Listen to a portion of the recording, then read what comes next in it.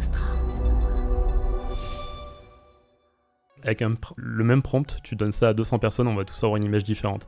Mais après, quand tu as un professionnel qui est artiste, qui intervient, on va capter sa touche artistique, on va le reconnaître. Tu me mets 100 images devant moi qui ont été générées par IA, par n'importe quelle personne, et tu me mets 2-3 artistes IA que je connais, je vais trouver les images directes. C'est parce que voilà, ils arrivent à apporter leur touche et leur esprit.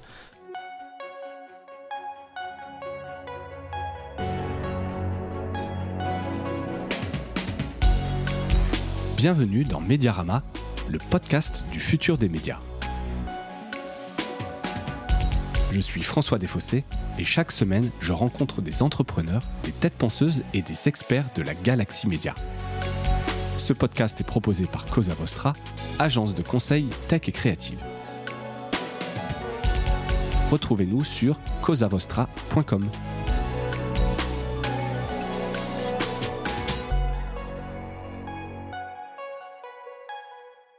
Bonjour à toutes et à tous et bienvenue dans ce nouvel épisode de Mediarama.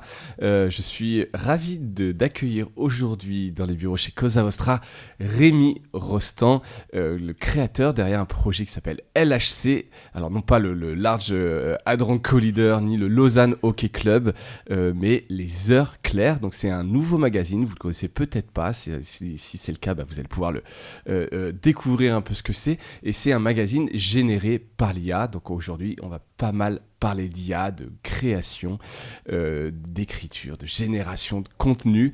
Donc c'est un magazine, c'est également un studio créatif. Et donc Rémi, tu as lancé ce projet, tu vas pouvoir nous raconter tout ça. Mais d'abord, merci d'avoir accepté l'invitation. Merci à toi François. Est-ce que tu peux nous raconter en quelques mots la genèse du projet ? Yes, alors un peu comme tout le monde dans l'écosystème IA, j'ai découvert ChatGPT en novembre 2022. Ouais. Et petit à petit, j'ai pas mal itéré. Et ensuite, j'ai découvert Midjourney. Et s'en est suivi de quelques mois d'essais, de tests et d'expériences. Et après, je me suis retrouvé avec des milliers d'images, à pas savoir quoi en faire. Et je me suis dit, ok, il faut que je lance un magazine après avoir revu des magazines que je lisais avant. Ouais, donc plein d'images. Et puis tu t'es dit, comment je peux les exploiter Donc soit tu te fais une simple galerie web ou un book, soit tu t'en fais carrément un magazine. Ouais, un magazine parce que je pensais que c'était quand même intéressant de faire un lien avec l'IA. Virtuel numérique et un magazine éventuellement papier et autres, donc voilà. D'accord, c'est quoi ton background toi avant parce qu'on se lance pas comme ça, t'étais quoi, t'étais dans le web, t'étais déjà un peu créatif autour des images? Alors moi j'ai toujours été autodidacte, j'ai toujours appris en faisant, donc c'est vrai que là je suis arrivé dans l'IA créative, on va dire un peu comme ça.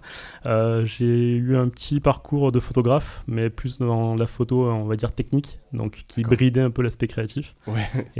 Et du coup, avec l'arrivée de l'IA, ça m'a permis de me libérer un peu de ce truc-là un peu fermé, quoi. D'accord, mais aucune expérience dans les médias par ailleurs, rien du tout? Non, j'ai une petite anecdote d'ailleurs. Quand j'ai lancé le magazine, j'ai parlé avec un rédacteur en chef d'un grand journal. Et il m'a parlé de l'ours, mais... Mais tu sais pas ce que c'était un ours? Je me dis, mais merde, mais pourquoi il me dit ça? Je comprends pas le message. Il me sort une vanne et compagnie, et après, j'ai capté, quoi, mais après, ça s'en est suivi avec le chapeau, etc. Ouais. Et en fait, complètement naïvement, moi, je me suis lancé dans le magazine, mais sans connaître les codes, on va dire, donc voilà. Ouais, ça, c'est plutôt marrant. Bon, après, aujourd'hui, c'est quand même relativement simple et aisé de sortir un magazine. Quoique, je l'ai pas dit, mais c'est un magazine papier.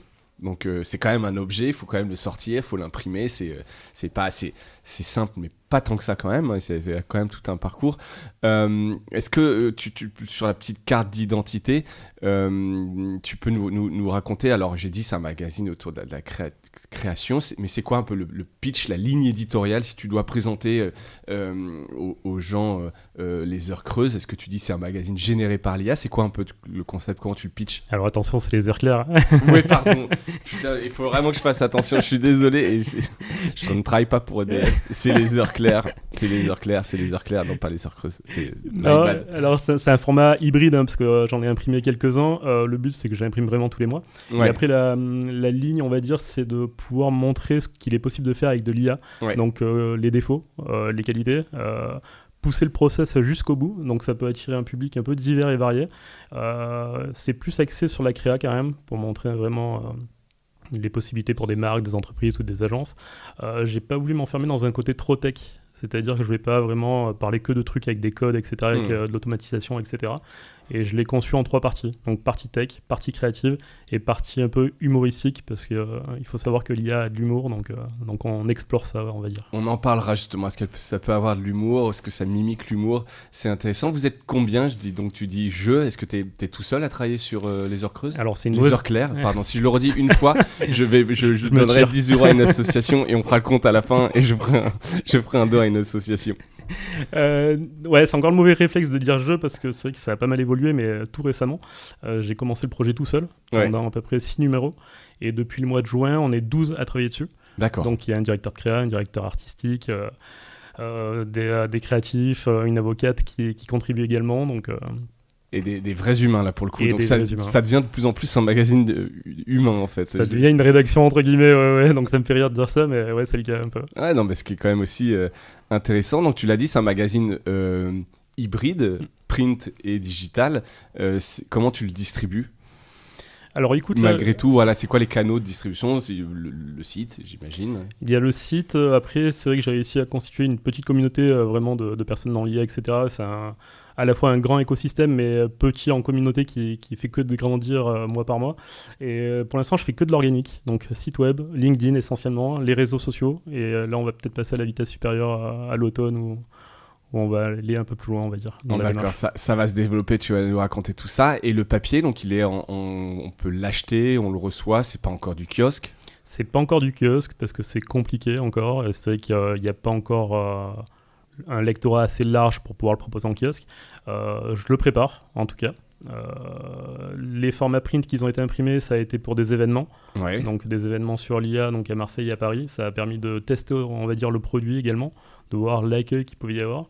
Et dès le 2e numéro, j'ai réussi à l'imprimer, et c'est vrai que ça m'a encouragé à continuer parce que j'ai vu qu'il y avait un super accueil, les gens étaient contents, et voilà. Donc tu peux nous donner quelques chiffres si c'est pas confidentiel? Complètement. Je gagne à peu près, on va dire, entre 1000 et 1500 lecteurs par mois, donc en organique toujours. Là, c'est vrai que on a traduit le magazine pour la première fois avec de l'IA, donc en espagnol et en anglais. Là, on va atteindre les 10 000 lecteurs, on va dire. Et on est au numéro 9, on enregistre là début septembre, le numéro 9 vient tout juste de sortir, je crois qu'il est encore tout chaud. C'est ça. D'accord, donc à peu près 1000-1500 lecteurs en plus, et donc tu dis on atteint les 10 000. On va atteindre les 10 000, ouais. On atteint parce qu'il y a le lectorat international que j'avais pas ciblé jusqu'à maintenant, parce que je m'étais cantonné à la langue française. Et là, c'est vrai que j'arrive à capter une audience plus large. Et sur ces 10 000, tu peux nous donner le mix print web?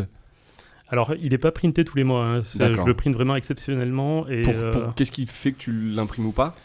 Parce que pour l'instant, je considérais le projet comme un prélude, entre guillemets. C'était vraiment une approche. Je savais qu'il y avait des choses qui n'étaient pas parfaites, parce que moi, je ne suis pas graphiste, je ne fais pas partie du monde de l'édition. Donc, je savais qu'il y avait des coquilles pendant les 6 premiers numéros. Là, maintenant qu'on se structure, qu'on est 12 à travailler dessus avec vraiment des personnes d'expérience, le magazine est en train de prendre une nouvelle forme, une nouvelle charte. Et ça vaut plus le coup de l'imprimer maintenant, on va dire. Donc, plus ça va venir, plus tu penses que ça va être pertinent ça va être pertinent, ouais. de l'imprimer, ça reste un bel objet.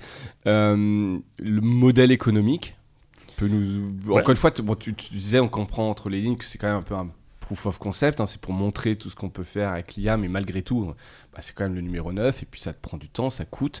Est-ce qu'il y a de la monétisation derrière ce projet? Écoute, j'ai lancé le projet sans trop me poser la question, c'était vraiment un projet voilà, j'ai laissé faire les choses assez naturellement, et petit à petit, en fait, j'ai vu qu'il y avait pas mal de choses qui arrivaient à moi, et du coup, j'ai creusé. Comme je te l'ai dit tout à l'heure, je travaille et j'apprends en même temps. Ouais. Et du coup, il y a la partie média, qui est un business économique, on va dire, traditionnel sur un magazine, donc de la pub, etc., avec la petite mention où, pour garder une cohérence, il faut que la pub soit générée par IA, ou accompagnée avec les créatifs de l'IA. Ensuite, il y a la vente, mais pour l'instant, c'est pas le cas. Et il y a le studio créatif où on répond studio LHC. C'est ça. Donc, on répond à des demandes créatives d'agences, de clients, vraiment qu'avec de l'IA. Donc, c'est un nouveau process que les agences ne connaissent pas encore ou ont du mal à apprivoiser en interne. Donc, on les accompagne. Et après, il y a le 3e volet où on accompagne sur des formations, etc. D'accord. Et le studio, il est né en même temps que le magazine pour répondre? Est-ce qu'il existait avant? J'essaie juste de voir un peu dans la logique. Est-ce que le magazine, c'est un peu ta danseuse, et puis c'était un beau projet, c'est cool, et puis en fait, il y avait le studio par ailleurs? Ou est-ce que ça se monte un peu en même temps et ça se nourrit l'un l'autre? Ça se nourrit l'un l'autre parce que pendant les 6 premiers mois, je pense que l'IA n'était pas mature par rapport aux agences. Il y avait encore une crainte, il y avait un stade de peur, de crainte, de flou, on va dire, entre tout ça. Et du coup, c'est vrai que là maintenant, on est sur une phase d'acculturation. Les gens se posent des questions, ils s'y intéressent, ils se forment. Et là, on va rentrer dans la phase de production et je pense que je suis en plein là-dedans avec le studio créatif, avec les copains du studio où justement, là, on rentre vraiment dans le sujet, quoi. Ouais, t'es au bon moment, au bon endroit, en tout cas, où ce moment, un peu d'acculturation commence à être passé quelque part et il peut y avoir un peu des projets. Vous êtes combien dans ce studio ? Bah écoute, c'est un peu les 12 dont tu parles et c'est un peu la même équipe ou non c'est à peu près la même équipe et il y en a peut-être un peu moins parce que l'avocate reste avocate. Reste avocate par ailleurs. Donc non, on va être 5 pour le moment en étant en créa et dans la créa, on va dire. Ok, top. Avant qu'on parle vraiment de la fabrication du côté IA, peut-être revenir sur le positionnement éditorial. Tu l'as dit, un peu de tech, un peu de créatif et un peu d'humoristique. Dans les articles, donc moi ce que j'en ai lu, on est sur un mix frontière entre guide d'utilisation des IA, hein, il y a quand même ce côté, ça parle d'IA pour les professionnels, mais aussi des articles qui mettent en avant pas mal de personnalités qui utilisent l'IA, donc ça, des espèces d'entretiens, c'est plutôt un magazine B2B, c'est quoi pour toi un peu l'objectif éditorial ? Alors l'objectif, c'est vraiment d'attirer tous ceux qui sont curieux par rapport à l'IA. Donc le spectre est large finalement parce qu'il va y avoir l'IA va être partout. Donc effectivement, ça peut être marketing, ça peut être ORH, ça peut être un peu partout. Ça va être tout le monde et du coup c'est vrai que ça va être des musiciens. Là j'ai eu la chance d'avoir Joachim Garraud qui est producteur, etc. et DJ et qui a évoqué comment il utilisait l'IA. Donc c'est vrai que ça touche un peu tout le monde et la chance d'avoir conçu dès le départ le magazine en 3 parties, ça me permet de capter des audiences un peu variées.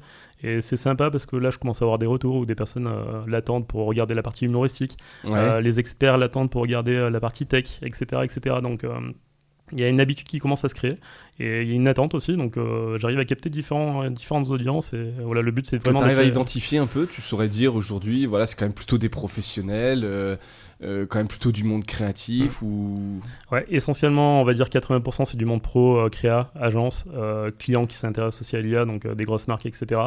Et après, le reste du pourcentage, ça va être des personnes, et bizarrement aussi, c'est rigolo, c'est assez intéressant, des personnes retraitées qui lisent parce qu'ils ont un parcours artistique, et ils ont un parcours... parfois peut-être un peu frustrant parce qu'ils n'ont pas réussi à faire des projets qu'ils voulaient mener dans leur carrière et avec l'IA ils peuvent, donc en fait c'est rigolo parce que je croise beaucoup de personnes d'un certain âge qui sont à fond sur l'IA et donc, voilà, ça les libère totalement de toutes les contraintes qu'ils ont pu avoir avant l'IA dans leur carrière, etc. Donc c'est très vaste, ouais, c'est assez large. Et tu as identifié des publications concurrentes un peu France ou dans le monde vraiment qui se rapprochent de ce que tu fais aux heures claires, qui se rapproche vraiment de LHC, on n'est que 2, donc 2 Français, donc LHC qui est en France et la copine Nathalie avec le magazine Yals qui est à Lyon, je lui fais un coucou, et on a à peu près la même ligne éditoriale. On a 2 approches un peu différentes. Elle, c'est vrai que ça se rapproche plus d'un magazine un peu comme le L ou des choses comme ça. Moi, c'est plus le magazine qui va s'identifier un peu comme le Wadmag ou le Trix ou le Sugar, des magazines de skate à l'époque. Donc voilà, c'est à peu près le même concept mais avec une approche légèrement différente. Un positionnement éditorial un peu différent, vous ne visez pas les mêmes audiences forcément. On les touche forcément parce que l'IA c'est encore une communauté qui est quand même assez petite, mais oui c'est vrai que ça va se diversifier, quoi, ça va se séparer. Et dans le monde je crois qu'on est au total on est que 6. D'accord, donc ça reste encore un peu niche en tout cas là-dessus. Donc on l'a dit, le magazine, je voudrais là qu'on parle un peu de sa fabrication. 120 pages, c'est un mensuel. Et donc dans l'ours, puisque maintenant tu sais ce que c'est, je peux te poser la question. On trouve quand même des rôles classiques, des contributeurs, un DA, t'en as parlé. Où est-ce qu'elle intervient, l'IA ? Est-ce que tu peux nous raconter un petit peu dans ce process ? Parce que là, on a quand même beaucoup parlé d'humains au final, des gens qui sont interviewés, des gens qui écrivent. Elle est où l'IA dans LHC ? Écoute, l'IA, si on s'en sert correctement, tu as toujours besoin d'un humain pour vérifier, pour retoucher, pour faire de la post-prod. Si tu t'en sers juste, tu fais une photo et tu la publies, c'est pas le résultat qu'on attend. Ça va être un résultat où tu vas forcément avoir une main à 6 doigts, tu vas forcément avoir un visage à 3 yeux, etc. Nous, on fait un véritable travail de post-prod derrière. On veut pas montrer ce côté un peu nul de l'IA, parce que tout le monde le connaît, tout le monde le critique dans ce sens-là. Nous, justement, on veut montrer le process. Si on le fait correctement de 0 à 100%, on arrive à sortir des images de qualité, des images qui sont bluffantes, des images qui peuvent être imprimées en 4x3. C'est possible. Et c'est vrai qu'on tend plus à montrer ça. Donc finalement, le travail de l'IA, on va dire, c'est comme si c'était un collègue en fait, parce qu'on travaille 50-50. Il fournit la base et nous on ajoute le reste en tant qu'humain. Donc que ça soit dans le texte ou dans les images.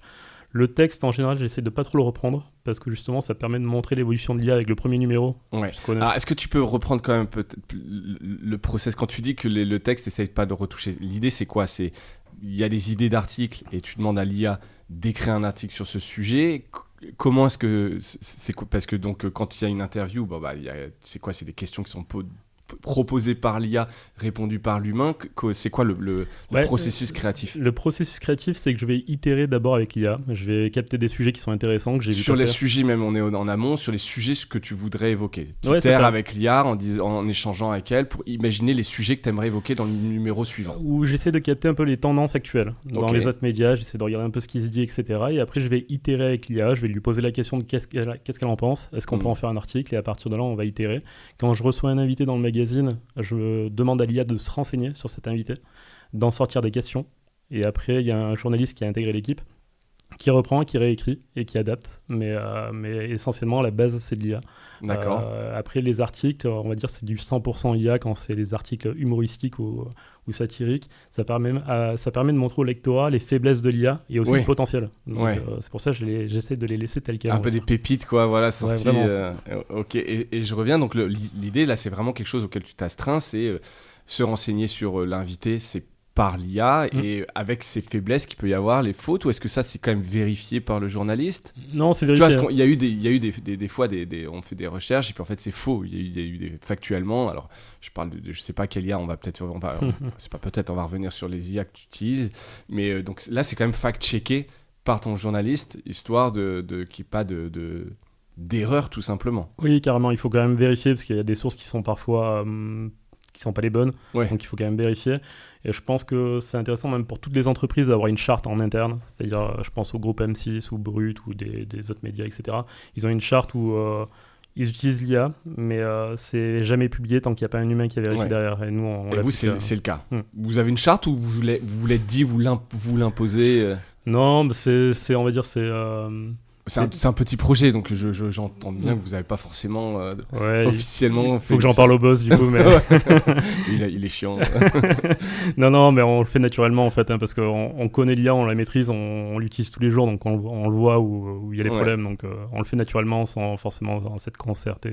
Ok, donc je reprends parce que je suis curieux, ça m'intéresse. Donc tu as identifié un invité, tu demandes à l'IA de se renseigner dessus, tu fact-check, tu demandes à l'IA de proposer des questions, une trame de questions qui sont reprises par le journaliste et après ça c'est envoyé à la personnalité, puis elle renvoie ses résultats et puis donc ça c'est bon, pour cet article là c'est fait. C'est ça. Et éventuellement tu vas l'illustrer et donc là illustration faite par l'IA. Exactement. C'est ça c'est un entretien un peu classique et puis après c'est comme ça que ça se fait pour on va dire les 2 tiers et puis le dernier tiers humoristique là c'est tu peux raconter un peu alors j'essaye de sortir de l'IA sur la partie satirique et humoristique. Justement j'essaie d'explorer des sujets de société, on va dire, donc comme les personnes qui jettent leur mégot par terre par exemple ou des choses comme ça, en demandant à l'IA ce qu'elle en pense et te faire un... Exactement, et en fait je l'entraîne pour qu'elle soit critique envers l'humain. Donc en fait l'IA critique les humains par rapport à leurs faits et gestes et on tombe sur des pépites quand même en termes d'articles où c'est assez poilant, donc on se régale à la faire cette partie. Ouais, j'imagine, ça doit être assez sympa. Et alors qu'est-ce que vous utilisez techniquement? Quel type d'IA vous utilisez? Est-ce que c'est du grand classique ou vous les croisez? Vous avez vos préférences?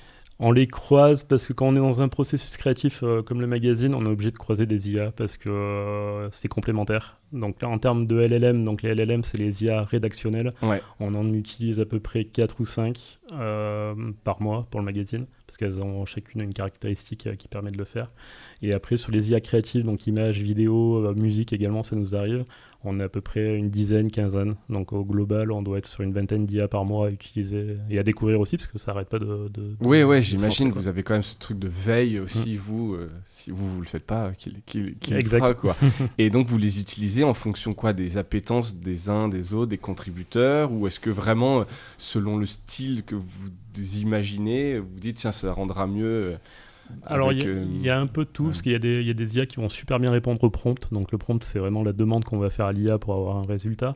Donc, il y a des IA qui vont fonctionner super et qui vont être très réactives. Donc, là, on les utilise en priorité.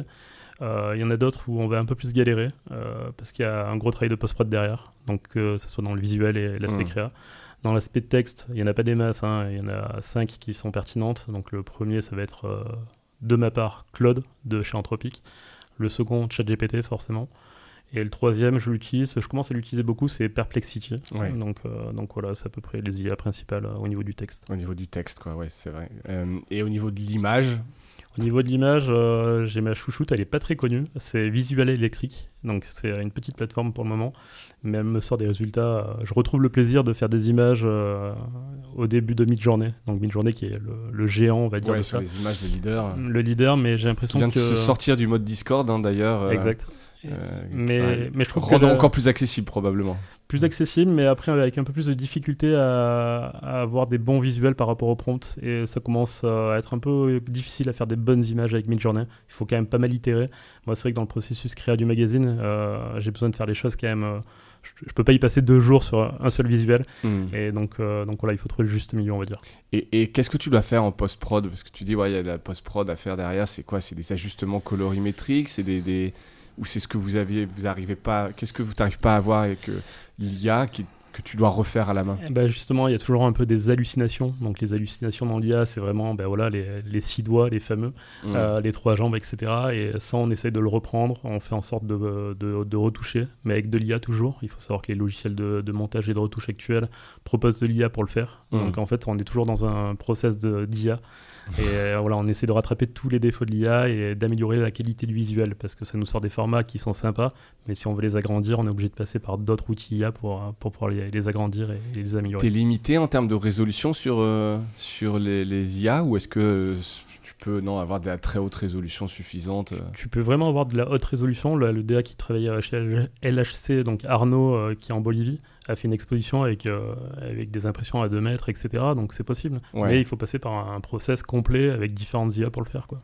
Ah ouais? Tu passes ton image d'une IA à une autre? Ouais, carrément. Donc par exemple, là, je vais générer une image sur Midjourney pour rester dans la plus connue. Ensuite, sur Photoshop.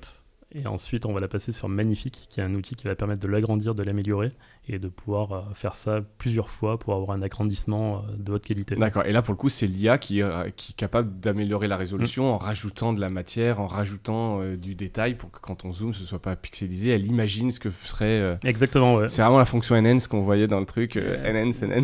Complètement, c'est exactement ça. Dans NCIS, ou je ne sais plus. Et ça existe. Oui, ça existe vraiment. En tout cas, c'est quelque chose d'imaginer. Ça, bien sûr. C'est pas s'il y avait une photo d'un suspect, elle imaginerait des détails, quoi. C'est pas la réalité. On peut pas inventer, on peut pas rattraper la matière qui est disparue. Être vrai les suspects qui appellent le magazine Les Heures Creuses. Voilà. Je ne sais pas de qui tu parles. Arrêtez ces personnes. Et il y a bon, t'as parlé un peu de nouveautés. Il y a des technos sur lesquels tu paries pour le magazine et des médias en général. Qu'est-ce qui aujourd'hui toi t'excite un petit peu dans les IA à venir, dont on n'a pas encore forcément entendu parler ou qu'on n'utilise pas, nous, au quotidien? Ça va être... là, je pense qu'on va rentrer dans l'ère de la vidéo. Ouais. Donc ça, c'est plus le côté qui m'excite, mais de loin, parce que pour le moment, je ne suis pas encore satisfait. Mais quand on regarde les premières images de Midjourney il y a 4 ans, c'était une catastrophe. Quand on regarde le résultat aujourd'hui, on est bluffé. La vidéo, ça va aller encore beaucoup plus vite. Donc il y a cet aspect-là qui m'intéresse beaucoup. L'aspect vidéo. Après, au niveau des LLM, c'est la limitation des textes. Pour l'instant, LLM va être vite limité sur la longueur. Là, il va y avoir des progrès où on va pouvoir aller très très loin. Donc, on va pouvoir faire des longs textes sans qu'on perde la cohérence. Oui, c'est ça. Ou la répétition. Ou en trichant, etc. Ce qui est très compliqué, quoi, qui rend le process compliqué. Quoi. Ça, et puis, c'est mine de rien, c'est un petit truc qui m'excite aussi parce que je sais que je vais pouvoir aller beaucoup plus loin dans mes idées. Donc voilà. Ouais. Et tu pourrais aller sur de la vidéo, le projet, le fait que ce soit un magazine avec une mise en page, donc très écrit et image, dont toi, tu sors de tout ça et demain tu pourrais très bien Les Heures Claires pourrait être un magazine avec de la vidéo, un site, une plateforme créative, je sais pas. Ouais, oui. Complètement. Le but, c'est pas de se fermer, c'est justement accueillir toutes les IA et tous les progrès de l'IA. Donc là, on a fait un test avec la musique, ça s'est bien passé, on s'est bien marré. La vidéo, ça va être quelque chose qu'on va mettre en place, pas pour le moment, parce qu'en interne, on n'est pas forcément très convaincu pour le moment. Mais d'ici, on va dire 6 mois, je pense que ça sera le cas. Et on intégrera de la vidéo sur des images qui sont fixes dans le magazine, avec un petit système interactif où on clique dessus et on se retrouve dans la vidéo avec une expérience. À terme, le magazine deviendra aussi une web TV, etc. Donc voilà, c'est tout un peu les projets qu'on a en cours, quoi. D'accord, on en reparlera. Et alors pour le moment, quand même, je reviens sur le magazine. Print, il y a de la mise en page. Est-ce que dans la fabrication du magazine, la mise en page, il y a de l'IA ? Est-ce que vous avez testé des choses en se disant on est un peu jusqu'au boutiste et on va tester aussi là-dessus, ou c'est une mise en page classique, InDesign ou Express en l'occurrence, je ne sais pas ce que vous utilisez. Écoute, quand j'ai lancé le magazine, j'ai cherché, j'ai pas trouvé. Donc j'ai découvert InDesign en même temps que le premier numéro. D'accord. C'était une sacrée aventure. Non, là on est sur une mise en page traditionnelle pour le moment. Il y a des outils comme Canva qui permettent de faire pas mal de choses, mais c'est pas professionnel encore pour faire un magazine de ce type-là. Donc non, là c'est traditionnel et pour l'instant on regarde de près. Adobe propose rien, donc Adobe qui est l'éditeur d'InDesign, comme Photoshop, sur lequel Photoshop ils sont plutôt à la pointe en termes d'IA. Non, sur InDesign, t'as rien vu de... J'ai rien vu. Après, je sais qu'il y a Adobe Max qui va pas tarder à arriver avec des grosses annonces, donc peut-être, parce qu'ils aiment Adobe bien... Max étant leur grand événement où ils font toutes les annonces, quoi. Donc, c'est ça, et je pense que ça va être centré forcément sur l'IA cette année, donc probablement des nouveautés sur InDesign, donc on verra. Je regarde ça de près. D'accord, mais donc là, c'est vraiment très décevant et traditionnel, la mise en page à la main. Ouais, et heureusement que j'ai mon DA qui a intégré l'équipe qui me soulage sur ça, parce que qui a redonné un petit coup de souffle au magazine par rapport à la structure. Et c'est là que tu vois qu'il y a des vrais métiers là-dessus et que c'est pas juste le beau choix des images, mais la mise en page, c'est effectivement c'est un grand sujet, surtout pour des magazines comme ça. Mais c'est bien de voir aussi qu'il y a quand même des places encore pour l'humain, un peu des choses belles à faire, quoi. C'est intéressant. Là, c'est vrai qu'on dit qu'il va remplacer les humains, c'est pas forcément le cas, surtout sur les projets créatifs. Là, j'ai eu la chance d'avoir Paul Trio qui a eu un accès en avant-première sur Sora, donc l'IA vidéo de pour la vidéo, et d'OpenAI. Et du coup, il a fait un projet et finalement, il l'a pas fait tout seul. Ils ont été une équipe de 15 personnes derrière. Donc, c'est juste que ça va soulager peut-être les aspects logistiques, mais en termes d'équipe, non, parce qu'on a tous des compétences différentes. Et là, il a constitué une équipe de 15 personnes, ils ont fait un clip et voilà. Donc, il n'était pas tout seul. Donc, ouais, ça, c'est intéressant. Après, c'est toujours se dire, est-ce qu'en s'améliorant de 15, tu passeras à 12, puis 10 ou quoi, c'est ça qu'il faudra un peu surveiller. Est-ce que ce clip qu'ils ont fait à 15, ils auraient dû être 30 ou 40 s'il n'y avait pas eu l'IA pour le faire ou pas, ou est-ce que c'est différent, c'est un process? Ça va être différent parce qu'après, là, je prends l'exemple toujours du DA parce qu'il a une expérience, il a une double casquette qui est quand même assez intéressante parce qu'à la base, il est artiste, il est peintre, etc., etc. Il a ajouté l'IA à son arc, on va dire, et c'est hyper complémentaire. Donc, il va avoir des profils qui vont se dégager comme ça en disant, bon, je maîtrise l'IA de A à Z, ça va être hyper complémentaire pour une agence, pour une boîte de prod, etc. Donc, ça va créer des nouveaux métiers forcément comme Internet. Et lui, par exemple, artiste, lui, il voit ça comme démultiplier son potentiel, etc. Il voit absolument pas comme une crainte ou quoi que ce soit. Non, pas du tout, il est à fond. Là. C'est un grand passionné, il y passe des heures et des heures, et là, il s'éclate, justement, ça libère vraiment sa créativité. C'est ce qu'il faut, je pense que c'est un des messages importants, mais c'est vrai que c'est ce qu'il faut rappeler. Et après, je crois que je l'ai déjà dit ici, mais moi, par exemple, qui suis pas forcément un créatif, en tout cas sur des images, etc., tu peux me donner la meilleure IA, j'en ferai rien de bien. Tu vois ce que je veux dire? Parce qu'en fait, si t'as pas un esprit créatif et être capable de demander, de guider la machine, qui n'est pas un génie, la machine, en fait, elle répond quand même à un prompt. Et s'il n'y a pas un prompt quelque part créatif, il n'y a rien derrière, quoi. Je sais pas ce que t'en penses, mais c'est creux, en tout cas, c'est nul. Je fais des trucs bien parce que, en fait, à force de s'entraîner, et puis ils sont bien, mais c'est des choses que tout un chacun peut faire. Quand on voit des images, notamment dans les heures claires, etc., tu dis, ah ouais, bon, il y a vraiment quand même des mecs qui ont des idées, qui sont des vrais artistes, quoi. Mais complètement, et je pense que l'IA, justement, ça va pas... Déjà, avec le même prompt, tu donnes ça à 200 personnes, on va tous avoir une image différente. Mais après, quand tu as un professionnel qui est artiste, qui intervient, on va capter sa touche artistique, on va le reconnaître. Tu me mets 100 images devant moi qui ont été générées par IA, par n'importe quelle personne, et tu me mets 2-3 artistes IA que je connais, je vais trouver les images directes. C'est parce que voilà, ils arrivent à apporter leur touche et leur esprit. Donc, c'est intéressant ça. Et c'est vraiment dans le prompt, c'est pas dans la manière dont ils ont éduqué le modèle, etc. Il y a un peu de tout, tu peux éduquer ton modèle, tu as des systèmes qui permettent de le faire, mais après oui, c'est la manière d'écrire, c'est aussi les références photographiques que tu peux avoir, les références d'effets, de cadrage, etc. Et ça, seul un professionnel averti peut connaître ces termes-là et les switcher entre eux, et ça fait des résultats qui sont bluffants. Ouais. Et qui sont identifiables. Et qui sont complètement identifiables. Et après, toujours avec le travail de post-prod derrière, justement, pour améliorer tout ça. Mais oui, carrément. Ouais, la petite secret sauce derrière, effectivement, de post-prod aussi qui se voit bien, quoi. Donc, je voulais parler aussi un peu du studio, quelque part, parce que c'est aussi intéressant, parce que ça ouvre aussi des perspectives pour vous. C'est quoi les clients aujourd'hui et leur degré de maturité vis-à-vis de l'IA? Tu dis, il y a des annonceurs dans les heures claires, dont les process, tu le disais, tu vous astreignez aussi à ce que ces publicités soient générées par l'IA. C'est fait par vous, par le studio? Est-ce que c'est fait par les équipes de l'annonceur? Est-ce que c'est main dans la main? C'est quoi ton ressenti par rapport à ces annonceurs et qui sont-ils? Yes, ça va être... on travaille beaucoup avec les agences de com pour le moment. Ouais. On a quelques clients en direct qui commencent à arriver, on discute beaucoup. L'IA change beaucoup de choses parce que du coup on fait le process au sens inverse, c'est-à-dire qu'on va demander à l'IA des choses qu'on va pouvoir proposer, alors qu'avant on part sur un brief, sur un fonctionnement normal, donc ça marche aussi, mais voilà, il y a un nouveau système qui commence à arriver par rapport à ça, donc c'est le sens inverse. Et ensuite non, pour l'instant c'est agence de com parce que les clients ils sont un peu comment dire, ils ont un peu de recul par rapport à l'IA, mais ils se posent beaucoup de questions de l'ordre du juridique, l'utilisation qu'on peut en faire, etc. Donc il y a un peu ce frein-là encore, mais qui est en train de se lever. Là, je vois qu'il y a une dynamique depuis juin, on va dire, où il commence à y avoir beaucoup de demandes, et je pense que là, on est vraiment dans la phase de production, on va commencer à faire des projets bien sympas.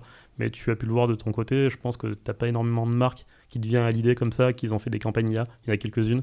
Pas beaucoup. Non, et puis pardon, tu allais en citer quelques-unes. Oui, il y a Undies qui a fait un travail sur l'IA en France. Ouais. J'ai vu qu'il y avait McDo aussi, qu'ils ont fait un test avec de l'IA vidéo. Il y a Toys R Us aussi, mais ça reste très discret et très expérimental. Ouais. Et c'est vraiment un coup de marketing. On a fait ça avec de l'IA. Oui, voilà, parce que après, ça peut être aussi le côté un peu casse-gueule, de retour de bâton, etc. Autant que ce soit effectivement une expérimentation hyper labellée IA, comme ça, il n'y a pas de risque. Mais c'est vrai qu'elle n'est pas encore passée dans le quotidien en se disant voilà, et puis etc. Après, ça va venir, mais c'est une question de curseur aussi. Ça va venir. Après, attention, il y a beaucoup de marques qui font de l'IA mais qui ne le disent pas aussi. Ouais. Donc ça, il y en a un paquet, mais voilà, de toute façon on l'utilise de partout, l'IA, donc après je vois pas pourquoi on marquerait Photoshop sur une campagne de pub, parce que c'est un outil finalement, et l'IA c'est pareil, c'est un outil, donc je vois pas là trop... Tu vois pas l'intérêt de mettre un libellé? Parce que moi je trouvais ça bien, alors après c'était surtout sur les questions un peu, tu sais, de représentation des corps pour ne pas avoir en permanence cette image parfaite. Donc rappeler que ça avait été retouché par Photoshop, ça permettait de se dire ok, c'est pas la réalité, et moi jeune fille, parce que souvent c'est sur les filles, je suis pas censé ressembler à ça, tu vois, donc ça avait ce côté là. Pour toi, si on utilise l'IA, on devrait pas systématiquement marquer ça a été fait, généré ou retouché par l'IA? Je suis pas catégorique, mais disons que là c'est l'effet de mode, donc c'est cool. Même moi dans le magazine je dis que c'est un magazine IA, donc voilà, je surfe aussi sur la mode, y a pas de souci, mais je pense que c'est un truc qui se tassera dans 5 ans, 6 ans, on le dira. On n'en parlera plus, ce sera parce que, commun. Ça deviendrait un outil en fait traditionnel qu'on utilise tous les jours, et puis il n'y aura plus forcément d'intérêt marketing à le dire, quoi. D'intérêt, non. Après, est-ce que ce sera plutôt une obligation? Là, j'étais plutôt sur le côté réglementaire. Sur le côté légal, oui, forcément. Ouais, voilà, sur le côté légal. Mais effectivement, il n'y aura plus, en tout cas, d'effet waouh de se dire, bah tiens, on a utilisé l'IA, alors qu'on est encore un peu là-dedans, quoi. Et donc, pardon, je reviens sur le process de tes annonceurs, alors qu'ils sont peut-être des agences. Tu vas les voir avec justement des idées générées par l'IA, et elles achètent ou pas, et puis derrière, vous le faites. C'est quoi un peu le process aujourd'hui, un peu ta campagne type? Alors là, on a eu un petit challenge, c'est-à-dire qu'il y avait un brief qui avait été fait. On n'a pas assisté au brief, donc on n'a pas eu notre retour en disant ça va être chaud à faire. Ouais. Du coup, on a dû s'adapter. Et on a un peu galéré, mais ça va, on a réussi à vraiment reproduire le brief initial, parce qu'on arrivait en fin de boucle, et on a réussi grâce à l'IA. C'est vrai qu'après le process de partir de zéro et d'être là au milieu du brief et de poser des idées avec de l'IA et de pouvoir leur montrer ce qu'il est possible, je trouve ça quand même beaucoup plus sympa, parce que là on voit le potentiel de ces outils, mais voilà, on arrive à s'adapter à toutes les demandes, et même avec des briefs, avec des croquis, etc. Ça, on y arrive, c'est un peu plus galère, mais voilà, on peut y répondre. Vous pouvez y répondre, quoi, comme une agence classique. Si on se repart au Mediarama, on parle quand même beaucoup de médias, hein, forcément. Si tu devais partager des recommandations à mettre en place au sein d'un média pour vraiment utiliser tous les potentiels de l'IA, donc c'est quelque chose dont on parle beaucoup dans les médias, hein. Nous, chez Cosa Vostra, on accompagne pas mal de médias justement là-dessus. Mais toi, qui le pratique au quotidien, qui est un média, donc vous avez poussé vraiment à l'extrême, hein, puisque tout est construit autour de ça. Mais s'il y avait 3 recommandations que tu devrais faire à mettre en place dans un média? À mettre en place, ça va être enlever toutes les tâches répétitives et rébarbatives. Moi, je le vois, je suis pas du monde des médias encore une fois, mais je vois toutes les tâches qui peuvent être un peu chiantes à faire au quotidien. Ouais. Et c'est vrai que d'intégrer un système d'automatisation et de productivité d'IA, sans parler de côté créa, mais vraiment le pur truc productivité, ça c'est clair. Ça c'est même une obligation, on va dire, parce qu'on passe trop de temps à faire des choses qu'on n'a pas envie de faire et l'IA peut le faire aujourd'hui. Ouais, qui sont pas très intéressantes, hein, même intellectuellement parfois. Complètement. Donc identifier les endroits où il y a justement ces tâches répétitives à faible valeur ajoutée, quoi. Ouais, c'est clair. Faire un audit de ce qui est chiant à faire dans une entreprise, que ça soit pour les collaborateurs, de faire vraiment un audit de tout ça et de détecter les points chiants, quoi, et de le remplacer par l'IA parce qu'il n'y a pas d'intérêt, quoi. Ouais. Et on aura des collaborateurs beaucoup plus contents de travailler parce qu'ils vont s'atteler à des choses beaucoup plus passionnantes. Ouais, c'est clair. Sur le côté créatif, justement, tu penses que dans les médias, même si on va pas générer entièrement des illustrations faites par IA, tu penses que tout le monde devrait l'utiliser? Oui, carrément, parce qu'après, c'est vrai que des fois, on a des briefs où on balaye l'idée parce qu'elle est trop compliquée à faire. Donc c'est dommage, on passe à côté de super bonnes idées, parce que c'est des problèmes logistiques, etc. Et là maintenant avec l'IA on peut y répondre, donc c'est cool, on peut vraiment aller loin dans la démarche de créa, et même mettre un lit sur la Lune c'est possible, faire descendre un kayak sur un volcan en éruption c'est possible, et on n'a plus de limites. Donc ouais, sur la partie créa il faut explorer tout ça. Ouais, mais après, je sais pas, tu saurais dire par exemple ce type d'image, combien de temps ça prend? Est-ce que c'est rentable de se dire plutôt que... C'est ça qui est intéressant, c'est plutôt que d'utiliser une stock photo ou aller sur un truc un peu extrême, une pure création comme ça, que je sais pas, est-ce que tu sais combien de temps ça peut prendre à faire? Est-ce que c'est rentable pour un média d'aller là-dessus? Ça va dépendre du degré de qualité que tu attends, mais c'est quand même beaucoup plus funky qu'aller passer 1 heure ou 2 heures sur une banque d'images et choisir la bonne image. Tandis que là, on passe 1 heure ou 2 heures à faire sa propre créa, c'est quand même beaucoup plus valorisant. Ouais. Donc, et pour le créatif, et puis au final, un résultat qu'on verra pas ailleurs, quoi. Et qu'on verra pas ailleurs, parce que c'est vrai que les banques d'images, c'est un peu le cas, quoi. Ouais, c'est souvent aussi un des cas d'usage que je dis, voilà, plutôt que d'utiliser toujours les mêmes photos, parler de finance avec une tirelire en forme de cochon. C'est clair. Non, mais tu vois, là, rien que là-dessus, je pense qu'il y a des vrais... Bah là, c'est rigolo, parce que c'est vrai que sur le magazine, on a des articles juridiques qui sont parfois un peu compliqués à faire des visuels. Ouais. Et on pourrait tomber Presse Pro, il y a vraiment ce problème-là, tu vois, souvent des trucs où c'est dur de trouver des illustrations pertinentes, et là, tu le dis bien, sur du juridique, ah putain, c'est pas funky, quoi. C'est pas funky, mais si tu regardes les 3 rubriques des derniers numéros, finalement on s'éclate parce que justement ça fait des petits challenges. On se dit putain, l'article il est pas évident là, mais comment on fait? Et en fait on s'éclate. Ouais, c'est bien, ça c'est intéressant. Ça c'est des bons cas d'usage parce que encore une fois, voilà, là pour le coup ça ne peut être fait que par un créatif parce qu'il faut quand même réussir un peu à se projeter là-dessus, et puis ce sera toujours plus efficace, je pense, en termes d'avoir envie de lire l'article parce qu'on a une image qui attire un peu l'œil que notre petite tirelire en forme de cochon. Et tu penses pas qu'il y a un risque si tout le monde utilise l'IA pour les images, que tout finisse par se ressembler? Après tout dépend de l'usage, hein. C'est vrai que si on reste sur vraiment de la production d'images par milliers, forcément on va retrouver un peu le même problème que les banques d'images. Finalement on va retrouver le cochon en forme de tirelire, mais si après on apporte quand même un pourcentage de créa, comme on l'a évoqué, non, parce qu'on retrouvera la touche artistique de chaque personne qui l'a fait. Donc c'est un créa, on va retrouver sa marque, sa patte, etc. Mais ça dépend de comment on l'utilise. Ouais, donc faut injecter, faut quand même laisser les créas s'emparer de ce sujet. Faut libérer les créas. Faut libérer les créas, exactement. Rémi, si on se projette un petit peu dans les mois ou années à venir, pour les heures claires, c'est quoi le développement? Alors, tu as parlé un petit peu de vidéo, peut-être d'un web TV, etc. Mais comment est-ce que tu imagines les prochaines étapes du projet? Alors, les prochaines étapes, ça va être de structurer encore le magazine, d'agrandir l'audience, le lectorat au niveau international, de pouvoir proposer du print plus régulièrement, d'avoir des partenaires aussi, annonceurs, etc., qui veulent jouer le jeu avec des campagnes IA, proposer des hors-séries. Il y en a un qui va pas tarder à sortir, qui va être sympa. Sur l'IA. Sur l'IA, mais pas l'IA Tech. Vraiment, on est parti sur un sujet très précis qui a inspiré le magazine au tout début, et en fait on va surfer sur cette thématique, et il n'y aura pas de tech, il n'y aura que dalle, il n'y aura que des visuels IA avec vraiment le côté fun, quoi. D'accord, ça peut être cool, effectivement. Et le magazine, donc l'acheter en ligne ou faire des dons, des campagnes de crowdfunding, je sais pas, est-ce que c'est des sujets ce sont des choses qui marchent bien quand même dans les médias quand c'est bien mené? Est-ce que tu as regardé? J'ai regardé, mais ça m'intéresse pas forcément de faire une campagne de crowdfunding parce que c'est un peu casse-gueule. C'est vrai que faire une campagne, soit ça fonctionne, soit ça marche pas. Non, je préfère faire les choses naturellement. Là, l'organique, il fonctionne très bien. La prochaine étape, ça va être de faire du ads, de voir un peu comment ça réagit. Comment ça réagit, en effet. Mais là, pour l'instant, la vitesse de croisière est bonne parce que ça me permet justement de structurer l'équipe. Ça me permet de pas être noyé non plus. Je fais les choses très naturellement. Tranquillement, oui et non, parce que c'est beaucoup de travail. Mais voilà, je laisse les choses venir et j'y vais petit à petit. Avant que tu nous donnes un truc cool à partager, je pense que tu dois en voir plein, et ça peut être sur l'IA. Comment on peut te contacter ? Peut-être parce que justement, pour des projets, des collabs, des annonceurs, je sais pas, des contributions. Alors, c'est le moment un peu de promo. Ouais, si tu veux. Donc, essentiellement LinkedIn, c'est là où je suis le plus présent. Et après, il y a le site internet qui prend le relais pour tout ce qui est mail, etc. Mais LinkedIn, c'est là où je suis. Bon, et alors le site, je le redonne quand même. J'avais fait un zoom, studiolhc.hflip.co. Alors, c'est peut-être l'URL de la liseuse. C'est ça. Donc, c'est studiolhc.art, comme art. Art, ok, qui est une belle extension. studiolhc.art. Top. Et donc, le dernier truc, un peu le gimmick de Mediarama. Est-ce que tu as un truc cool, ou plusieurs d'ailleurs, à nous partager ? Choses que tu as pu voir, des expos, des livres, des films, ce que tu veux. Un truc cool à partager, ça va être...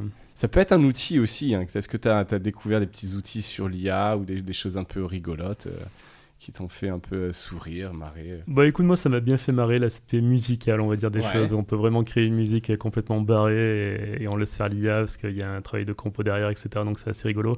Et après, non, le truc qui m'a plus impressionné, on va dire, c'est l'exposition de Arnaud qui a intégré l'équipe de LHC où il a fait des grands formats. Et là c'était bluffant parce qu'on voit le potentiel de l'IA, le détail, la qualité. Et les gens qui visitaient l'expo en Bolivie n'arrivaient pas à en croire, quoi. Ils disaient c'est pas de l'IA ça. Mais en fait c'est quoi de l'IA? Là c'est des humains qui sont en face de nous, c'est pas du faux.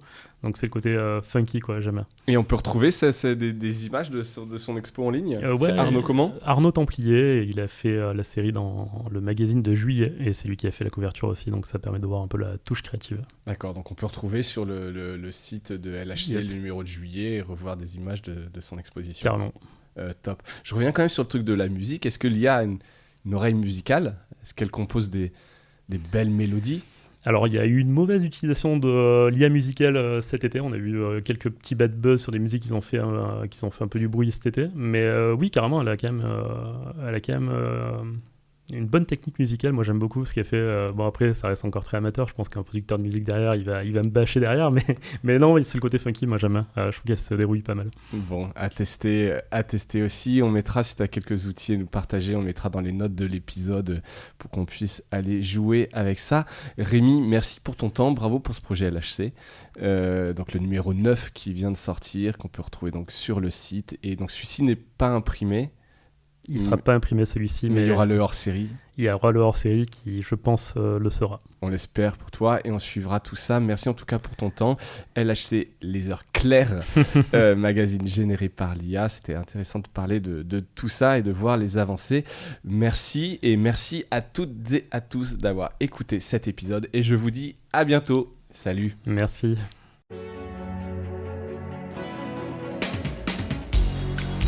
Voilà, Mediarama s'achève. Si cet épisode vous a plu, n'hésitez pas à le liker et le partager. Et puis, si vous souhaitez être accompagné par notre agence Cosa Vostra, contactez-moi par mail mediarama@cosavostra.com. Portez-vous bien.